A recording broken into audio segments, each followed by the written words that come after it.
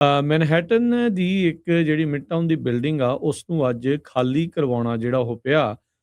High rise construction site ਦੇ ਉੱਤੇ ਜਿਹੜੀਆਂ ਬੀਮਸ ਆ ਉਹ ਬਕਲ ਕਰਦੀਆਂ ਹੋਈਆਂ ਮਿਲੀਆਂ, ਯਾਨੀ ਕਿ ਉਹ ਮੁੜ ਗਈਆਂ। ਉਹ ਭਾਰ ਜਿਹੜਾ ਲੱਗਦਾ ਵੀ ਪੂਰੀ ਤਰ੍ਹਾਂ ਨਹੀਂ ਸਹਿ ਸਕੀਆਂ। ਇਸ ਕਰਕੇ ਜਿਹੜੀਆਂ ਕਈ ਫਲੋਰਸ ਨੇ ਮਿਡਟਾਊਨ ਮੈਨਹੈਟਨ ਆਫਿਸ ਬਿਲਡਿੰਗ ਦੀਆਂ ਜਿਹੜੀਆਂ ਕਿ ਅੰਡਰ ਕੰਸਟਰਕਸ਼ਨ ਸੀ, ਉਹਨਾਂ ਨੂੰ ਅੱਜ ਖਾਲੀ ਕਰਵਾਉਣਾ ਜਿਹੜਾ ਪਿਆ ਆ। ਇਸ ਦੇ ਕਰਕੇ ਨਾਲੇ ਨਾਲ ਦੀਆਂ ਨਜ਼ਦੀਕ ਦੀਆਂ ਜਿਹੜੀਆਂ ਕੁਛ ਬਿਲਡਿੰਗਸ ਆ, ਉਹਨਾਂ ਨੂੰ ਵੀ ਖਾਲੀ ਕਰਵਾਉਣਾ ਪਿਆ ਤੇ ਜਿਹੜੇ ਸਟਰੀਟ ਆ ਉਸ ਨੂੰ ਬੰਦ ਕਰ ਦਿੱਤਾ ਗਿਆ।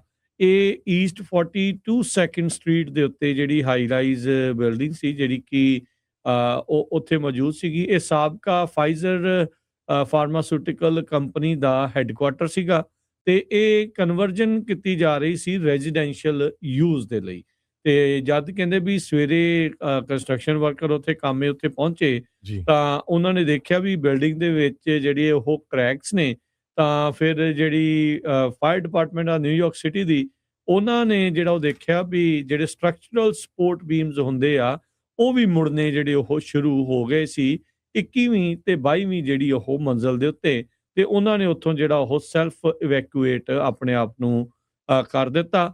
ਸੋ ਇਹ ਜਿਹੜਾ ਉਹ ਕਹਿੰਦੇ ਵੀ 21ਵੇਂ ਤੋਂ 26ਵੇਂ ਫਲੋਰ ਤੱਕ ਜਿਹੜੀ ਕੇਵਿੰਗ ਆ ਉਹ ਹੋਣੀ ਸ਼ੁਰੂ ਹੋ ਗਈ। ਸਟ੍ਰੈਸ ਇੰਨਾ ਜ਼ਿਆਦਾ ਬਿਲਡਿੰਗ ਦੇ ਉੱਤੇ ਜਿਹੜਾ ਉਹ ਪੈ ਗਿਆ ਸੀਗਾ। ਉੱਦਾਂ 38 ਮੰਜ਼ਿਲਾਂ ਦੀ ਇਹ ਜਿਹੜੀ ਬਿਲਡਿੰਗ ਸੀਗੀ ਤੇ ਹੁਣ ਕਹਿੰਦੇ ਵੀ ਕਈ ਬਿਲਡਿੰਗਸ ਆ ਇਹਦੇ ਡਿੱਗਣ ਦਾ ਜਿਹੜਾ ਖਦਸ਼ਾ ਆ ਉਹਦੇ ਕਰਕੇ ਇਹਨੂੰ ਹੁਣ ਖਾਲੀ ਕਰਵਾਇਆ ਜਾ ਰਿਹਾ ਆ।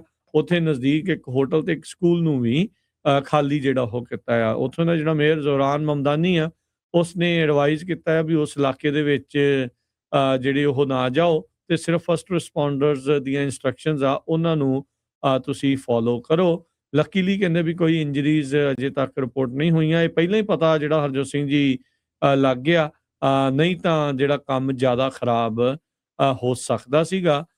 ਨਜ਼ਦੀਕ ਹੀ ਜਿਹੜਾ ਸਕੂਲ ਆ ਜਿਸ ਦੇ ਵਿੱਚ 400 ਬੱਚੇ ਪੜ੍ਹਦੇ ਆ, ਉਸ ਸਕੂਲ ਨੂੰ ਵੀ ਇਸ ਦੇ ਕਰਕੇ ਜਿਹੜਾ ਉਹ ਖਾਲੀ ਕਰਵਾਉਣਾ ਪਿਆ ਹੈਗਾ ਆ। ਸੋ ਅਨਸਟੇਬਲ ਹੋ ਗਈ ਸੀ ਬਿਲਡਿੰਗ ਤੇ ਡਿੱਗਣ ਦਾ ਉਸ ਦਾ ਖਤਰਾ ਬਣਿਆ ਪਿਆ ਆ। ਸਪੋਰਟ ਬੀਮਸ ਜਿਹੜੀਆਂ ਉਹ ਮੁੜ ਗਈਆਂ ਆ ਤੇ ਹੁਣ ਹਾਲ ਦੀ ਘੜੀ ਇਵੈਕੂਏਟ ਕਰ ਦਿੱਤਾ ਗਿਆ ਆ।